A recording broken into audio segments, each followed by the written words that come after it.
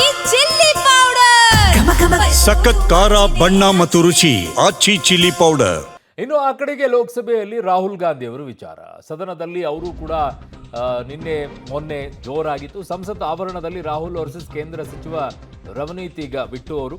So Congress ಧರಣಿ ವೇಳೆ ಸಂಸತ್ ಪ್ರವೇಶಕ್ಕೆ ರವನೀತ್ ಬಿಟ್ಟು ಮುಂದಾದರು. ಕೇಂದ್ರ ಸಚಿವ ರವನೀತ್ ಬಿಟ್ಟುಗೆ ಕೈ ಕುಲುಕಲು ರಾಹುಲ್ ಗಾಂಧಿ ಮುಂದಾಗ್ತಾರೆ. ರಾಹುಲ್ ಗಾಂಧಿಗೆ ಶೇಕ್ ಹ್ಯಾಂಡ್ ಮಾಡಲು ರವನೀತ್ ಬಿಟ್ಟು ಒಪ್ಕೊಳ್ಳೋದಿಲ್ಲ. ರವನೀಶ್ಗೆ ದೇಶದ್ರೋಹಿ ಸ್ನೇಹಿತ ಅಂತ ರಾಹುಲ್ ಗಾಂಧಿ ಹೇಳ್ತಾರೆ. ರಾಹುಲ್ ಗಾಂಧಿಗೆ ದೇಶ ವಿರೋಧಿ ಅಂತ ಕೇಂದ್ರ ಸಚಿವ ರವನೀತ್ ಬಿಟ್ಟು ಹೇಳೋದು. ಸೊ ಸಣ್ಣ ಮಕ್ಕಳ ರೀತಿಯಲ್ಲಿ ಆಗೋಗ್ಬಿಟ್ಟಿದೆ ಇದೊಂಥರ. ಏನ್ರಪ್ಪ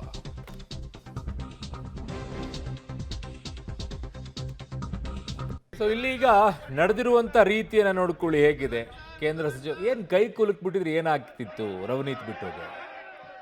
ನನ್ನ ಸಹೋದ್ಯೋಗಿ ಈಗ ಶಬೀರ್ ನಿಗುಂದಿ ನನ್ನ ಸಂಪರ್ಕಕ್ಕೆ ಸಿಗ್ತಾ ಇದ್ದಾರೆ. ಶಬೀರ್, ಇದೊಂಥರ ಮಕ್ಕಳ ಆಟ ಆದಂಗೆ ಆಗಲಿಲ್ವಾ ಅಲ್ಲಿ? ಸುಮ್ಮನೆ ನಾನು ಕೈ ಕುಲುಕ್ಲಿಕ್ಕೆ ಸ್ಕೂಲಲ್ಲಿ ಆಡಬೇಕಾದ್ರೆ ಅವ್ನು ನನ್ನ ಕೈ ಕುಲುಕ್ಲಿಲ್ಲ ಹೋಗು ಅವ್ನು ಹಂಗೆ ಹಿಂಗೆ ಅನ್ಕೊಂಡು ಮಾತಾಡ್ತಾರಲ್ಲ, ಹಂಗೆ ಆಗೋಯ್ತಲ್ವಾ ಇದು ಸಂಸತ್ನಲ್ಲಿ?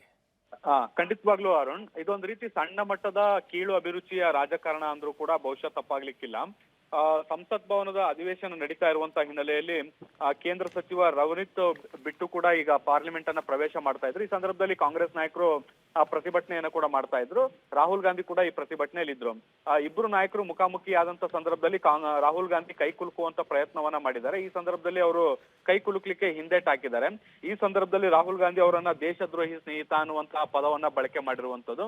ಇದರಿಂದ ಅವರು ಆಕ್ಷೇಪವನ್ನ ವ್ಯಕ್ತಪಡಿಸಿ ವಾಪಸ್ಸು ರವನೀತ್ ಬಿಟ್ಟು ಕೂಡ ದೇಶ ವಿರೋಧಿ ರಾಹುಲ್ ಗಾಂಧಿ ಅನ್ನುವಂತ ನಿಟ್ಟಿನಲ್ಲಿ ಹೇಳಿಕೆಯನ್ನ ಕೊಟ್ಟಿರುವಂತದ್ದು.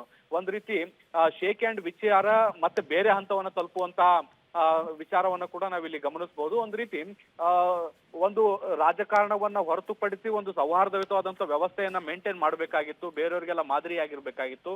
ಆದ್ರೆ ಈ ರೀತಿಯಾಗಿ ಒಂದ್ ರೀತಿ ಮಕ್ಕಳ ಆಟದ ರೂಪದಲ್ಲಿ ವರ್ತನೆ ಮಾಡ್ತಾ ಇರುವಂತದ್ದು ನಿಜಕ್ಕೂ ಬೇಸರದ ಸಂಗತಿ. ಯಾರು ಓಕೆ ಶಬೀರ್, ನಿಮ್ಮೆಲ್ಲ ಮಾಹಿತಿಗೆ ಧನ್ಯವಾದಗಳು.